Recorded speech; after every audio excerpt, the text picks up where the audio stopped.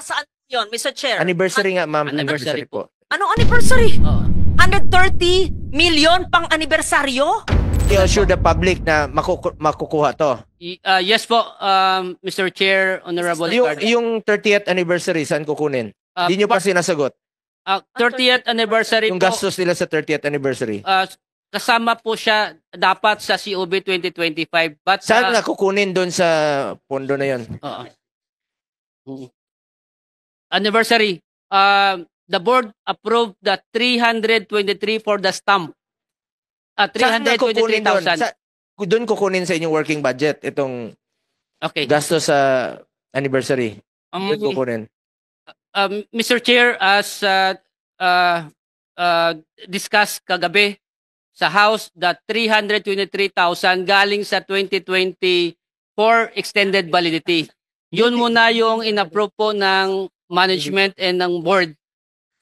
Magkano yung expected, bigyan ko kayo ng chance naman to explain. Magkano yung expected or projected niyo ng gasto sa anniversary ninyo? Magkano? Mr. Chair, the initial proposal ay 138 billion proposal. Initial. Para saan yun, Mr. Chair? Anniversary nga, ma'am. Anniversary po. Anong anniversary? Oo. 130 million pang anibersaryo? Saan nyo kukunin ito? Anong gagawin nyo? Una, saan kukunin at anong gagawin nyo sa 130 million pang anibersaryo nyo? Mr. Chair, Anibersaryo pang bigay ng additional package. Hindi anniversary celebration, ma'am. Ang tanong ko lang kung saan nyo kukunin ito. Sa part ba ng working budget ninyo kukunin yung 138? Mr. Chair, ito po ay again proposal pa lang Proposal. Kaya nga, Pag kung matutuloy na-approve siya ito, saan ng board, kukunin? ay kukunin siya sa corporate operating budget So sa part pa rin admin, ng working team budget OOH. ninyo. Yes po. Ilang pasyente ang matutulungan yan? Yan, ang pinapakompute ko sa inyo. Baka naman pag, let's give them the benefit of a doubt, Mr. Chair, anniversary budget, 30 years na sila, 137 million, 138 million.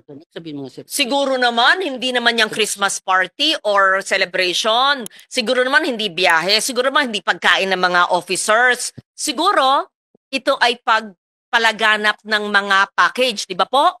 Ano ba yung 138 million? Ma'am, Mr. Chair. Oh, ano ba? Mr. Chair, sorry. Pakisagot lang, no? Yes. Yung 138 million, saan gagamitin at saan ang gagaling? Tapos balik sa tanong ko na yung 600 billion at 431 billion, hindi pa rin maliwanag kung pareho ba to o iba po. Mr. Chair, we'll just explain very quickly, just for the purposes of to expedite the discussion. What was approved by the board and what was decided in PhilHealth already is the budget for the 30th anniversary was brought down to a few 100,000 pesos only. So maybe we can just, to clarify everything, there's nothing, there's no hundreds of millions, there's no millions. So just so that we can continue with the discussion, please. Yan ang tinanong ko kanina at sabi mo, you will explain it later. Yes. So nauna nyo pong sinagot yung mga tanong ni Senator Ligarda kaysa sa mga tanong ko na hindi pa rin nasasagot until now. Pakisagot muna. So just to answer nga very quickly, Mr. Chair, we are only planning to spend a few 100,000 pesos for 30th anniversary. Yan lang po, wala pong mga excessive spending. So ibig po. sabihin, Just to simplify the discussion. Projected pa lang ito. Actually, may mga proposals, Proposal. but Pero- Hindi pa natutuloy. So good. Hindi Thank you for asking that. Hindi pa natutuloy. You're spending a few hundreds of thousands, but we see on the board, it is not consistent with what the CEO is saying. It's 137.7 million. What is this? An invention? A proposal of some brilliant person? Buti na lang, merong nagkontra at may board. Ano ba ito? Gala night. Gala night. And Sports Fest, 32 million and 13 million. Habang ang dami-daming nangangailangan ng healthcare. Anyway, erase na ito. Who's a smart person who made this? Mr. Chair, this was endorsed by a group inside PhilHealth. Sino yung grupo? You have to name the group because you have to enlighten that group. Kung hindi po dinis-approve ng board ito at hindi kami nanunood sa inyo, walang oversight function ang Senado, ang Congress, You could have, because you're a GOCC. We don't watch you every day. Mr. Chair, Mr. Chair, Madam, Sino po ang brilliant na It's- nagbigay nito? we have an anniversary committee. Sino po ang head ng anniversary committee? The anniversary committee po is headed by Sir Ray, Mr. Ray Balenya po. Yes. Can that person, please, not now, don't waste our time, give a memo to the chair of the finance committee of the health committee on why the person and the group thought of using 137 million of PhilHealth funds for giveaways and a gala night. We will submit, Your Honor. We will submit it within the day to Congress. No? A sports meet 2 years to the for Senate. 32 million and a gala night with PROs, hindi, I hope it's not GROs, at 13 million. And a gala night with HOs for another 4 million, blah, blah, blah. And, okay. We don't, and umbrellas for 7.9 million? What's this? Special tokens and umbrellas? Senator Lauren, Ma'am, to may lang simplify po, the no? discussion, Okay. all of those. Kaya nga, projected o plano niyo lang po, kaya ang tanong ko lang naman po sa inyo kanina pa, kung sakaling natuloy po ito, ilang pasyente po ang makikinabang dito? Ilang pasyente po ang naghihingalo na matutulungan dito? Ilang buhay pa po ang masasalbar dito? Yes po. Kaya sabi ko sa inyo, dito sa ating panggobyerno, parati isipin natin, konsensya. 600 Thank billion. Yung mahiwagang 600, kasama ba ho ang 431? Iba pa po. Thank you. Mr. Chair, Honorable Ligarda, the 628.2 billion is the total assets. Kasama po dito ay ang ating investment portfolio po of 489 billion po. And ito po ay composed of the following. Nasa special savings deposit po, Land Bank and DBP, a total of 104 billion. And a big portion of our investment portfolio, 76.70% ay 375.4 billion pesos government securities. And we have the corporate bonds of 10.1 billion pesos, that is 2.07% of the total 489.5 billion po. So dito po nakapasok ang ating investment, and ito po ay available natin na investment siya and convertible into cash. Pangangailangan mo ng korporasyon na magbayad ng benefit payment po natin, ito po yung ating gagamitin po, Okay. which is back up doon sa ating reserve. And 628 billion. Cash, ito po yung 49.9, almost 50 billion. Ito po yung nakadeposit sa government institutions, right? Yes po, ma'am. Okay. Investment in time deposit, pareho pa rin sa cash and cash equivalents and investment in time deposits. Opo. 49.9 and 71.5. Tama po? Opo. Ano yung cash equivalents? Ano yung 49 kung hindi po time deposit? Opo. What are these? Cash in cash equivalent po, kasama po yung cash in bank, and then the special savings deposit. Wag tanggalin nga, binabasa ko po eh. I don't wanna see our faces there. Pakilagay po ulit. Sino nagtanggal? Bakit pa tinatanggal? Pag binabasa ko, tinatanggal. Pakibalik. Please naman po. Iniisa-isa ko, tapos tatanggalin. Ibaba mo na yung bag mo. Okay po. So, the cash on hand, not in time deposit, is 49.9 and time deposit is 71. Receivables is 112. Receivables from whom? From members? Ano po yung receivables nyo? 112 billion. Receivables, Mr. Chair, Honorable Ligarda, receivables from national government, NGA, of 77 billion. No, it says here po 112.9 billion. 2024. Opo, 112 po siya. A breakdown po yung binabasa ko ngayon. The breakdown. Then Apa. say so. Because I cannot read your phone. Sir, Opo. pag nagbabasa po ako, iba po yung sinasabi nyo, so I get confused. So, Opo. you could kindly say it on the mic because Apa. we're recorded. Opo. Thank you. Thank you po. So, of the 112, what's the breakdown, sir? Receivable from national government, this is 77 billion. Receivable from direct contributors, 52 billion. Accrued interest receivable from investment of 6 billion. Of course, this is 130 billion more or less, Mr. Chair, Honorable Ligarda. And allowance for impairment, pinabawas po natin, is 24 billion po. So that's the net of 112.9 Okay, billion. ano pong ibang current assets nyo? Very broad ang nakalagay po. Ano yung 1.6? 1.68 billion. Ano po yun na current assets? If it's not cash or time deposits. Water. Can you ask for plain water? Thank you. Other What's the assets, Mr. Chair,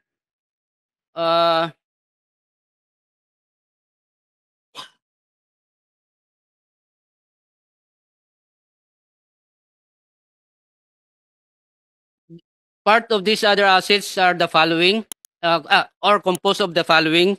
We have the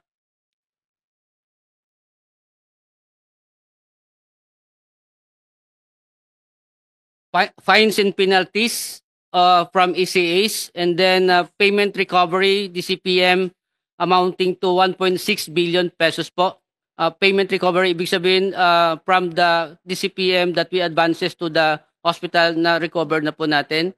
And of course, kasama din po dito, compromise penalty of hospital amounting to 24 million pesos. Yun po. The non-current assets, investment in securities at amortized costs. That's laki. Opo. Okay? Ano po? Paliwanag nyo sa amin. Ito po ang ating government securities po. So this government securities nasa Bureau of Treasury po natin siya. The Treasury bill of 28 billion and 232.2 billion for Treasury bond, Mr. Chair. Okay. How about, of course, as property equipment, we understand that the investment property, what is that? What is the 855 million investment property?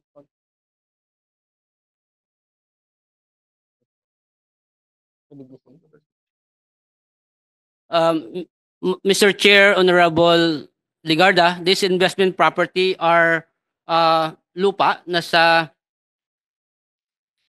BGC. At Madam Chair, ang isa pang lupa ay nasa Quezon City. What? Why did you purchase the property? What is it going to be used for? Does it have income? Or is it a vacant lot? The property, Madam Chair, sa Quezon City ay para sa head office ng korporasyon. You're using it as a head office. Yes, we will be using for... You're building on the vacant lot. Yes po, magbibuild pa lang po si PhilHealth. Inaasikaso po You yung... are only renting your offices now. Yes po. And you are building in Quezon City. Yes po. How about the BGC property? The BGC property naman po, Mr. Chair, Honorable Ligarda, this is in payment to the premium contribution ng PhilHealth. So instead of utang nila, babayar ng cash, property ang binigay kay PhilHealth. Sino po ang nagbayad sa inyo ng property instead of premium? Mr. Chair, ito po ay from SSS. Mr. Chair, Madam Honorable Ligarda po. Instead of SSS paying you in cash, they paid you with the property? Yes po. What year Mr. was Chair. that? And what This was is the transfer of Medicare SSS to PhilHealth after the enactment of Republic Act 7875 po. So, it increased in value. Yes po. Because that was long ago. Yes po. Okay. How about property and equipment? Property and equipment, Kasi investment property, that was real estate. It says here, property and equipment, 1 billion. Anong klaseng property na hindi po investment property ang nakalagay po sa susunod? Gusto ko lang maintindihan. Kasi pera to ng taong bayan eh. Mr. Chair, Honorable Ligarda, this is composed of land and land improvements, of course, the building and structure and lease improvement, and of course, we have the furniture, fixtures, equipment, and books kasama dito, Okay. and our motor vehicle pati Okay, po. proceed. What do you mean by right of use assets? Right of use assets, Madam Mr. Chair, Honorable Ligarda, ito po yung sa rental po ng corporation. Mga opisina po natin that we are renting that is being capitalized right now and then form part of the non-current assets How po. about intangible assets? Intangible assets, Mr. Chair, Honorable Ligarda, these are mga softwares that the corporation bought or developed ginagamit po sa ating operation po. Okay. Earlier this year, there was a proposal, an attempt to utilize 89.9 billion, was it? Because they said there was unutilized funds. May we know, we have now 628 billion in your assets and non-current assets. Saan po manggagaling tong 89? But I think there's a case in the Supreme Court, right? Hindi na natuloy. Saan po manggagaling ito dapat? Mr. Chair, Honorable Which Ligarda, I'm not in favor of. Of course, I'm not in favor of this transfer, but I read it. There was a Senate hearing about it. Among all of this, saan po manggagaling yung 89.9 billion termed as unutilized funds? Apo, we have 89.9 and of course, na-transfer na po natin ang 60 billion. Ito po ay kinuha ang 89.9 as part of our surplus or excess. And then, ang ginamit natin na Galing po dito sa 628, hindi po. yung pera po ay nanggaling po dito sa ating investment in time deposit or in our investment in securities as well. Kaya bumaba po yung ating investment portfolio of 60 billion po as report as of October po because ang ating na-transfer po out of the 89.9 ay isang 60 billion already po. Where is the 60 billion now? The 60 billion is transferred to the Bureau of Treasury po. So where did the 60 billion come from? In the current assets, investment, and time deposits, or in others in the non-current assets? Yes po, portion of that one ay kinuha po natin sa investment securities at amortized cost. Ibig sabihin, yung mga na mature na mga securities po natin and of course, ang ating time deposit ay nilikom po natin at saka binigay natin in 3 tranches po to. So this figures, dinededuct na po itong 89.9. Yung 60 billion Yung pa lang po. 60. Opo. And there's 29.9 still Opo. here. Opo, as part of our liabilities po. Where is your liabilities there? Show us what line. Can you please move upward? Salamat po. Meron pa pala dyan. Opo. Okay. So, ibig sabihin, you are mandated to transfer the 29.9 billion even with the Supreme Court case? No po, we stop Mr. Chair, Honorable Ligarda, the transfer. That's the reason why it's part ng liability pa lang po because we have the What will TRO. happen to the 60 billion in the Bureau of Treasury? It was already transferred by PhilHealth to the Bureau of Will it Treasury. be returned to PhilHealth? And what use will it be? Or will it stay there? May I know? Mr. CEO? Chair, just a brief history, Madam Chair. So the case was filed with the Supreme Court. Now, we had already transferred 60 billion, and for the remaining 29.9 billion, that was supposed to be transferred middle of November of this year. However, November 2 or November 3, the Supreme Court came up with Yes, the TRO. yes. So na withhold po Yes. yung last 29.9. Yung 29.9, gagamitin nyo pa to sa PhilHealth na? Yes po. Yes po. So part na ito ng inyong working And the budget. 60 billion, Yes po. wala. Yung 60 billion, Okay, wala now going na. yes, going back to the question of Senator Legarda, the 60 billion was already transferred to the Bureau of Treasury. Now, I don't know, we're waiting for the decision of the Supreme Court, but as of now po, nasa kanila na po 'yan, and yung 29.9 naiwan po sa amin, no? As to your question, Madam Chair, if we will get it back or not, we are just Okay. waiting for the decision. Was it approved by the board? The Yes transfer? po. Yes po. It And was did it affect your operations? The It- services to the people? Mr. Chair, it did not affect our operations. It was approved by the board, and also for the information of this honorable committee, we were able to seek approvals from OGCC, from GCG, and from COA prior to the release po. This came we- from your... Senator Lauren, if I Yes, may lang po, yes. no? Kanina na-discuss namin ito. When we started at around 10:30 a.m., wala sanang excess funds na wawalasin ang National Treasury. Wala sanang reserve fund na ganun kalaki, ballooning, kung inagahan po nila ang kanilang pag-expand ng benefit packages. Pag inagahan nila ang kanilang increasing the case rates, inagahan nila na palawakin pa ang kanilang serbisyo. Ngayon lang sila nagkakandara pa dahil naging controversial na po ang PhilHealth. So, sana napaaga po itong dapat ninyong gawin. Maraming mga kababayan natin, mga pasyenteng mahirap ang nakinabang dito. So, please lang po, shape up. Please, shape up po. Bilisan nyo. Kasi sinabi nyo noon, 9,000 case rates po yan. Kaya, kailangan nyo ng panahon. Since July 30 na po tayo nag-hearing. Monthly tayo nag-hearing dito. Kaya nga po na, ito yung mga health workers natin, ma'am, na nabayaran na po ang kanilang health emergency allowances. Since March pa itong hearing natin, 11th hearing ko na po ito. Yun nga, isa rin po sa napaka-importanting tatalakayin natin ngayon dito, aside from PhilHealth, ay ito pong health emergency allowances. Baka bago maubos ang oras natin dito sa compute ay gusto nating importante lang po ito na ayaw kong makaligtaan. Kasi dito nag-umpisa itong hearing na ito eh. Dito sa health emergency allowances natin.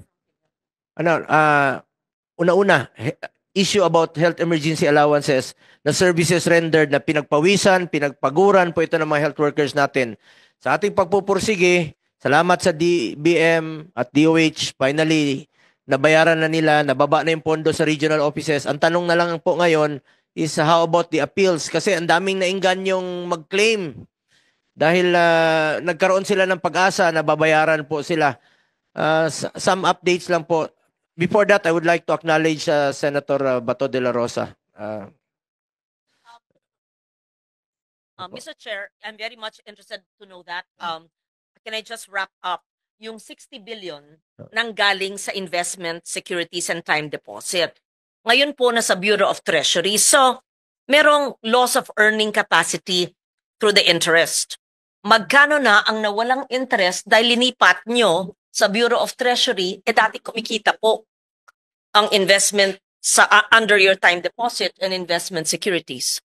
I just want to know, nalugi pa ang investment natin dahil yung 60 billion ay linigay nyo sa Treasury na hindi naman time deposit at hindi investment. Hindi lang yan, ma'am. Hindi sana wawalisin ng National Treasury yan kung ginamit nila earlier yung mga programa na dapat increase nila yung case rates, expand benefit packages. Ang daming sakit eh. So, sagutin po nyo, meron bang loss of interest? At pangalawa, anong dahilan ba't hindi nyo ginamit sa pangangailangan ng taong bayan? Just very brief, very brief. Thank you. Mr. Chair, Honorable Ligarda, if possible po, mag-submit na lang po kami ng report because this interest po, wala ko kaming dalang computation ngayon. Yes po, of course, sa 60 billion, may interest na nawala talaga. Paki-compute nga. Paki-submit rin po dito, paki-compute yung gusto ni Senator Lauren. Submit niyo po dito sa komite. Yun yung tanong ko, ba't hindi ginamit sa mga benefit packages? Kasi kung wala, kung naghamit nga nila yun, Ma'am Lauren, eh sana wala silang excess funds at hindi magbabalon ang kanilang reserve fund. Mr. Chair, if I may address the question of Senator Legarda. Ma'am, I'm just going to estimate, no, roughly the interest is around 4 to 5%. We transferred 60 billion. And maybe it was from April until April, May, June, July. So maybe 6 or 7 months. So that would be 5% per annum of 6. So estimate is billion. ma'am rough estimate, mama, Mr. Chair, is around 1.5 billion in interest income that was lost, ma'am, when we transferred it. Because most of them were earning, ma'am, roughly 4 to 5%. Sa savings yan at saka sa treasury bills. I hope that addresses your question, ma'am. Thank you po. Thank you, Mr. Chair.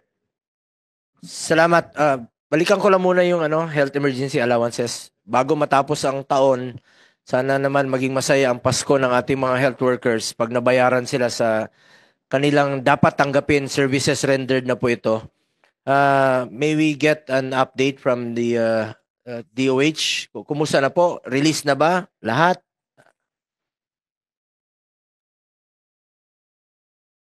Ikaw, Yusek Bravo, ikaw sasagot o si? Mr. Chair, Honorable Senators, good afternoon. As agreed with DBM during our Senate hearing last May 30, we have agreed, DBM DOH agreed that the total budgetary requirement of HEA was about 103 billion pesos. At that time, out of the 103, we were short of 27 billion. That's the reason why DOH, we have no funds for that purpose, so we requested DBM for possible funding sources, the 27. So, yung 27 billion na-release na? Yes. Saan ngayon? As early as July, we have already released it to all our regional offices. And we were, based on our earlier last report, I think 95% of the 27 billion were already released to the barangay health workers. Bakit po marami pang mga health workers sumisigaw hanggang ngayon ng HEA? May taga Naga. Sino ba yung mga invited dito? Yun, from Naga. Sino pa yun? Mr. Chair? Ayun. Ilang grupo kayo? From Naga? Saan kayong grupo? From Camarines Norte Provincial Hospital po. Saan po? Camarines Norte Provincial. Camarines Norte Provincial Hospital. Yes. Oh. Naga, anong grupo kayo? Mr. Chair, magandang hapon po sa inyong lahat. Ako po ang City Administrator ng Naga City. Sa ngalan po ng buong lungsod ng Naga.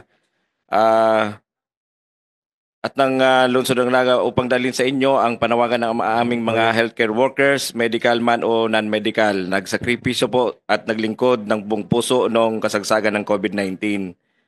Narito po ako upang iparating ang kanilang panawagan para sa nararapat na HEA. Isang pagkilala sa hanggang ngayon ay marami pa ang hindi nakatanggap nito sa aming lungsod dahilan sa mga technical na rason. Sa panahon ng pandemya, Naga City ay naging sentro ng COVID-19, surge sa buong Bicol Region. Dahil po sa aming posisyon bilang regional hub ng kalakalan, edukasyon at komersyo, hindi maiwasan ang mabilis na pagkalat ng virus. Ngunit hindi nagpatinag ang lokal na pamahalaan. Tumugon ang aming mga kawani, medical at non-medical workers sa panawagan ng serbisyo. Sila po ang nasa harapan ng contact tracing, testing, border control, quarantine, facilities at lockdowns. Ginampanan nila ang lahat ng ito ng buong tapang at dedikasyon. Nang dumating naman ang vaccine rollout, muling umaksyon ang lungsod ng Naga. Hindi lamang po mga Nagenyo ang aming binakunahan, kundi pati mga bumabiyay na mga karatig na lugar. Ginawa po na namin ito upang mapibilis ang pagbakuna alinsunod sa utos ng national government. Maraming mga kawani ang muling tumugon, lahat po sila naglingkod at nagsakripisyo. 2 linggo po ang nakaraan, December 3, Mr. Chair. Pumunta po ako sa opisina ni Secretary Herbosa. Dala ko po ang letter mula kay Mayor Nelson Ligason. Ang letter of appeal ng aming lungsod, nakaagad namang ibinaba ng DOH Secretary's Office sa Bicol Center for Health Development. Ngunit noong December 12, nalungkot po kaming makatanggap ng sulat mula sa tanggapan ng Regional Director na declined ang aming apila dahil natapos na daw ang deadline ng COVID-19 Risk Exposure Classification. Inaantay po sana namin na magpatawag ng grievance meeting, yung grievance committee ng DOH Region 5. At para po mas maipaliwanag namin ang aming posisyon. Meron naman po kaming mga pagkukulang pero mas magandang maipaliwanag namin doon. Kami po ay binaliwala nito ang kanilang mga sakripisyo at pinagpakita na tila hindi mahalaga ang kanilang ginawang paglilingkod. Kung tatalikuran po natin sila ngayon, para na rin nating tinanggihan ang diwa ng bayanihan na siyang nag-alis sa atin sa kadiliman ng pandemya. Natutuwa po kami at narito ngayon si Secretary Herbosa, yung buong team ng DOH National at sa inyo po, Senator Bongo, na kayo mismo ang nag-aasikaso nito. Sana po mapanggingan ang appeal ng Naga City na mag-convene ang Bicol Regional HEA Committee para po mas may paliwanag namin kung bakit kailangan namin mag-appeal dahil marami pong taga-Naga na nagsakripisyo na hindi nabigyan ng allowance ng HEA. Salamat po sa pagkakataon na ito, Mr. Senator. At magandang hapon po sa ating lahat. Salamat po sa taga-Naga. Sa kakaikot ko sa buong Pilipinas, sigaw nila HEA. Ito naman sa Camarines sa Norte po. Iba po yung kaso namin. Gusto lang po namin maliwanagan kung may pondo pa talaga o wala. Ang amin pong mga claims ay validated na po, na-process na po. Ang sinasabi po ng DOH Region 5, hinihintay na lang ang pondo galing sa DBM. Pero may mga kalatas na palabas ng DBM na bayad na lahat. Gusto po namin Yusek Bravo, kala ko na-release na ng DBM sa inyo. Ba't DBM ang sagot ng DOH? Mr. Chair, bayad na po yung 27 billion. Yung nire-request nila, nag-submit sila past the deadline. Kami po ay validated na po. Ito yung appeals na. Yes, appeals po ito na walang pondo. So walang pondo. So anong plano ng DOH dito? Because walang pondo ang DOH for this HEA, we requested this 5.3 billion sa DBM. Unfortunately, DBM also denied it kasi wala rin silang pondo. Services rendered to eh. Ayan nga, sir. Pero wala tayong pondo. It is for this reason, after sa first submission sa appeal sa 5.3, nakatanggap pa kami ng another 1.3 billion. So 6.7 billion na ngayon yung past the deadline. So ang mangyayari dito, Mr. Chair, napag-usapan namin ni Jose Rolly Toledo sa DBM, we will try to include it in the program fund for 2025. In the event na hindi masama sa 2025 program fund, we will include it as our 2026 DOH budget proposal as tier 1. So isasama nyo sa, kung hindi nasama sa program 2025, isasama nyo na sa tier 1 sa regular budget na ng DOH. Sa proposal for 2026, For 2026. after sa validation sa grievance committee namin. So, past deadline na po itong claims nila. So, appeals po ito. Pero services rendered na ito. Yes, services rendered but nagkaroon tayo ng deadline. Ang first deadline natin was in December 2023. Hindi nag-submit. We have a second deadline sa February. And then the third deadline during our agreement sa Senate hearing, that was May 13, na umabot tayo ng 103 billion.